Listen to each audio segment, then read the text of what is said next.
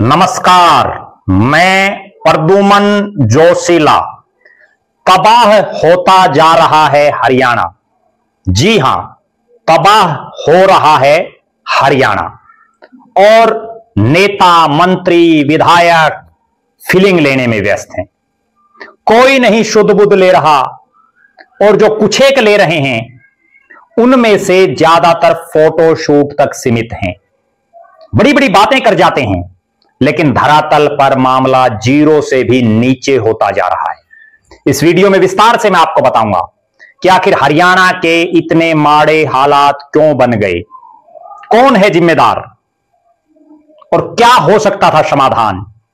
Video को विस्तार से देखने से पहले आप सभी दर्शकों से यह अनुरोध है कि YouTube पर हमारे चैनल को सब्सक्राइब करें, बेल आइकन घंटी का बटन अवश्य दबाएं, वीडियो को ज्यादा से ज्यादा शेयर करें, वीडियो को हाइप जरूर करें, अपने विचार कमेंट के माध्यम से लिखें।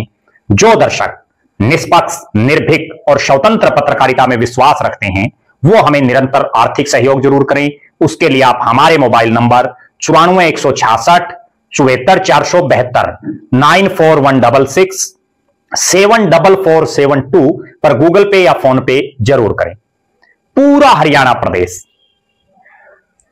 बड़े आस, विश्वास और उम्मीद के साथ वोटिंग करके अपने नुमाइंदे चुनता है और जब उस जनता को जरूरत हो तो इन नुमाइंदों में से ज्यादातर कोई दिल्ली मिलता है, कोई चंडीगढ़ बैठता है, तो कोई अपने काम धंधे बढ़ाने में जुट जाता है। हालात और परिस्थितियां ये हैं कि हरियाणा के बहुत से नेता, एमएलए, मंत्री, सरकार के प्रतिनिधि अपने कामों में ज्यादा व्यस्त रहते हैं। किसानों और हरियाणा वासियों की शुद्ध नहीं लेते हैं।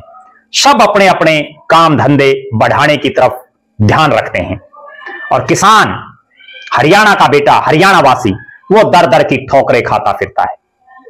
अब हरियाणा में एक ऐसी तबाही आ चुकी है जिसके जख्म से, जिससे जख्मी होकर के किसान और हरियाणा वासी ना अपने घर में सो पा रहा है, ना उससे अपने खेतों के हालात देखे जा रहे हैं और हर समय और हर घड़ी मौत का खतरा सिर पर मंडरा रहा है। जी हां, मैं बात कर रहा हूं पंजाब में आई बाढ़ की। तो सब पूरे देश में चर्चा है, लेकिन हरियाणा का भी एक बहुत बड़ा हिस्सा बाढ़ग्रस्त हो चुका है। एक इलाका तो हरियाणा का ऐसा है जिसमें पिछले 2.5 महीने से पानी खड़ा है, लेकिन ना प्रदेश की सरकार कोई शुद्ध बुद्ध ले रही, ना इलाके का विधायक शुद्ध बुद्ध ले रहा, ना अन्य नेता ले रहे। जिस इलाके की मैं बात कर रहा हूं ये तो है पुराने मुंढाड़ हलके का धनाना और उसके आसपास का, पूर्व और उसके आसपास का इलाका। लेकिन पिछले 15 दिन से हरियाणा, आधे हरियाणा से ज्यादा एरिया में इस तरह के हालात हैं कि ग्रामवासी, क्षेत्रवासी रात को भी चैन की नींद नहीं सो सकते, भय के साए में जी रहे हैं। चारों तरफ केवल पानी पानी पानी। चाहे हम हिसार जिले की बात कर लें, भिवानी के एरिया की बात कर लें, जींद की बात कर लें, रोहतक की बात कर लें, या सिरसा, फतेहाबाद, यमुनानगर, पंचकुला, अंबाला, किसी भी इलाके में हरियाणा के हम चले जाएं, हर तरफ यही हालात और परिस्थितियां हैं कि नहरें, नदियां ओवरफ्लो हैं। जो सरकार को करना चाहिए था वो सरकार ने नहीं किया। अब चाहे सरकार कुछ भी कह ले, लेकिन इस पूरे मामले में अगर असली गुनहगार कोई है तो वो सरकार है। कारण अगर सरकार समय रहते नहरों की ठीक ढंग से सफाई करती, अगर सरकार ठीक ढंग से एक सिस्टेमेटिक तरीके से पानी का समान वितरण करती, प्रदेश में समान ढंग से नहरें बनती, हरियाणा प्रदेश के अलग अलग इलाकों में कहीं सेम की हालात हैं और कहीं टिब्बे हैं जिसमें पानी नहीं है, लेकिन एक सिस्टम सही ढंग से ना बनने की वजह से आज हरियाणा की ये हालात है। बारिश हुई है, कोई दो राय नहीं, हो भी रही है, लेकिन बारिश सरकार के हाथ में नहीं है। ये तो भगवान की, परमपिता परमात्मा की मर्जी है कब बारिश हो जाए। लेकिन सरकारों के हाथ में जो चीज है वो चीज है कि ड्रेनेज सिस्टम, ड्रेन जो हैं उनकी सफाई समय पर करते, उन ड्रेनों की अक्षमता बढ़ाने का काम करते, उन ड्रेनों को और आगे तक बढ़ाया जाता, और जिन जिन इलाकों में हर बार जो है पानी चढ़ता है, उन इलाकों में कोई पायलट प्रोजेक्ट ला करके ड्रेन के माध्यम से उस पानी को उस अनुपजाऊ असिंचित जो इलाका है उसमें पानी ले जाते, चाहे वो महेंद्रगढ़ का इलाका है, चाहे दादरी का है, भिवानी का है, हिसार का भी एक बड़ा हिस्सा है। इस इलाके में अगर उस पानी को लाते तो निश्चित रूप से आज जो हालात हरियाणा प्रदेश के सामने हैं उससे बचा जा सकता था। आज क्या हालात हैं? आज हालात ये हैं कि खेतों में 4-4, 5-5, 6-6 फुट पानी चढ़ गया है। कपास, बाड़ी, नरमा तो खत्म हो चुकी है। बाजरे की सिल्टियों में जो है जमाव शुरू हो गया है, और धान जिसको सबसे ज्यादा पानी चाहिए वो भी खात्मे की तरफ हो गया है। अब जो किसान है वो ये मान चुका है अंदर से कि फसल तो गई, कम से कम घर बच जाए, लेकिन हालात ये है कि हरियाणा के बहुत से गांवों में घरों में पानी घुस चुका है, गांवों में पानी घुस चुका है, रास्ते बंद हो चुके हैं, सड़कों पर कई कई फीट पानी खड़ा हो गया है। लेकिन मुख्यमंत्री साहब ग्राउंड जीरो पर नहीं उतर पा रहे। केवल हवाई जहाज में, हेलीकॉप्टर में घूमने से प्रदेश का विकास नहीं हो सकता। और प्रदेश के कृषि मंत्री श्याम सिंह राणा साहब, जिनका आधे से ज्यादा हरियाणा को तो यही नहीं पता होगा कि हमारा कृषि मंत्री कौन है, वो राणा साहब कहीं दिख ही नहीं रहे। उनका पता ही नहीं चल पा रहा कि वो हैं कहां। वरना सबसे बड़े संकट में आज किसान है, और उस किसानों का मंत्री, खेतीबाड़ी का मंत्री, पशुपालन का मंत्री श्याम सिंह राणा कहां है? किसी गांव का कोई फोटो उनका नहीं दिख रहा कि वो इस जगह जाकर के हिसार आए हों, जींद आए हों, भिवानी आए हों, सिरसा आए हों, फतेहाबाद आए हों, रोहतक आए हों कि उन्होंने समस्याएं देखी। हरियाणा के और भी बहुत से मंत्री हैं, लेकिन ज्यादातर मंत्री केवल अपने हलके का मंत्री बनकर के रह गए हैं।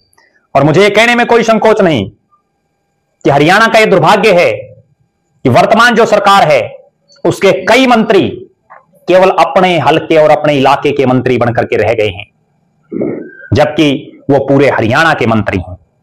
ना सिंचाई मंत्री कहीं दिख रही है, पब्लिक हेल्थ मंत्री भी केवल अपने बरवाड़ा में भी कभी कभार दिख रहे हैं, ज्यादातर सम्मान समारोहों में बिजी रहते हैं मंत्री महोदय। और विधायक, ज्यादातर विधायक केवल फोटोशूट तक सीमित हैं, अपने इलाके की जनता से कोई लेना देना नहीं, दूर दूर तक। विपक्ष की बात कर लीजिए, विपक्ष के नेता भी तब घरों से निकले हैं जब सब कुछ डूब गया, तबाह हो गया, घर गिर रहे हैं, फसलें बर्बाद हो चुकी हैं, यहां तक कि जानें भी जा रही हैं। लेकिन विपक्ष भी गूंगा और बहरा बना हुआ है। अगर यही विपक्ष समय रहते मांग उठाता, कोई धरने, जलसे, जुलूस, प्रदर्शन करता, तो सरकार पर दबाव बढ़ता, क्योंकि फिलहाल हरियाणा में आज तक के इतिहास का सबसे मजबूत विपक्ष जनता ने बनाया है, लेकिन कुछ नहीं कर पा रही। और यही कारण है कि विपक्ष जब आवाज नहीं उठा रहा तो सत्ता पक्ष निरंकुश बनता जा रहा है। मनोहर लाल खट्टर साहब बड़ी बड़ी बातें करते हैं। अभी गुड़गांव को लेकर के उन्होंने एक बहुत बड़ा बयान दिया, लेकिन आज गुड़गांव की हालात अगर देखें, वो गुरुग्राम जो सबसे ज्यादा राजस्व देता है, और उसके हालात बद से बदतर होती जा रही हैं। आज हालात और परिस्थितियां ये हैं कि पानी चढ़ने से आम जनमानस गंदा पानी पीने को मजबूर है, लेकिन पब्लिक हेल्थ मंत्री, जिनके पास पीडब्ल्यूडी का भी डिपार्टमेंट है, बड़े भारी भरकम मंत्रालय होने की वजह से बड़े भारी दबाव में दिख रहे हैं और कोई शुद्ध बुद्ध नहीं ले रहे हैं। इस हालात और परिस्थिति के लिए जहां परमपिता परमात्मा की अपरंपार बारिश एक बड़ा कारण है, दूसरा बड़ा कारण सरकार का समय पर व्यवस्थाएं ना करना अपने आप में बहुत बड़ा कारण है। आज हालात यह है कि किसानों को, ग्रामीणों को कहीं पाइप नहीं मिल रहे, कहीं पंप सेट नहीं मिल रहे, और कहीं पाइप और पंप सेट मिल जाएं तो बिजली नहीं मिल रही। बिजली मंत्री भी पता नहीं कहां सोए हुए हैं। अक्सर वो शेर व शायरी में बिजी रहते हैं, भजन गीत सुनाते रहते हैं। लेकिन विद साहब, हरियाणा देख रहा है आपके कार्यकाल को किस तरह से आपके कार्यकाल में बिजली जा रही है, कोई सुनने वाला नहीं है। और एक बहुत बड़ा कारण इन दो के अलावा तीसरा है आम जनता, जिसने विकास की सोच रखने वाले लोगों को वोट नहीं दिया। आम जनता जिसने केवल, ज्यादातर लोगों ने अपनी जाति, अपना इलाका, अपने धर्म को देख करके वोट देने का काम किया। ज्यादातर जनता ने मेरिट के आधार पर वोट नहीं दिया। बहुत से लोगों ने लोभ लालच में आकर के वोटिंग की। वो किसी भी प्रकार का लोभ लालच हो सकता है, और जिसकी वजह से आज हरियाणा तबाह होता जा रहा है। आधे से ज्यादा हरियाणा की हालात यह बन चुकी है कि लोग रात को अपने घरों में भी नहीं सोते, खुले में सोते हैं कि कहीं घर गिर ना जाए। इतना पानी चढ़ चुका है। बहरहाल अब भी समय है, अगर प्रदेश के मुख्यमंत्री हेलीकॉप्टर से नीचे उतर करके ग्राउंड जीरो पर आए, हर बाढ़ग्रस्त इलाके का खुद दौरा करें, प्रदेश के सारे मंत्रियों को, सारे विधायकों को, सारे सांसदों को फील्ड में उतारें, और बीजेपी की सबसे बड़ी ताकत पन्ना प्रमुख, कहां गया वो पन्ना प्रमुख? क्यों नहीं वो जनता की मदद के लिए आगे निकल रहे? क्यों नहीं वो डूबतों का सहारा बन रहे? बहरहाल हरियाणा देख रहा है, और किसी भी चीज की जब अति हो जाए तो फिर उसके परिणाम सुखद नहीं रहते हैं। नायब सिंह सैनी साहब को यह सोच लेना चाहिए कि पिछली बार तो जिस ढंग से आपका राज बना, उसमें कांग्रेस की गलत टिकट वितरण और ओवर कॉन्फिडेंस का एक बहुत बड़ा रोल है। लेकिन अगली बार यह जनता है, अगर आप जनता की नहीं सुनोगे, आप जनमानस के बीच में आकर के नहीं बात करोगे, केवल सेल्फी और चुटकुलों तक सीमित रहोगे, तो भविष्य आपका भी पलट सकता है। चुनाव परिणाम बदल सकता है अगले विधानसभा चुनाव में। बहरहाल आप दर्शकों की क्या राय है? आप अपनी राय जरूर कमेंट करें। अगर आपके इलाके में भी पानी घुस चुका है, आपके खेतों और आपके गांव में भी पानी है, तो आप कमेंट के माध्यम से अपना नाम, अपने गांव का नाम लिखें।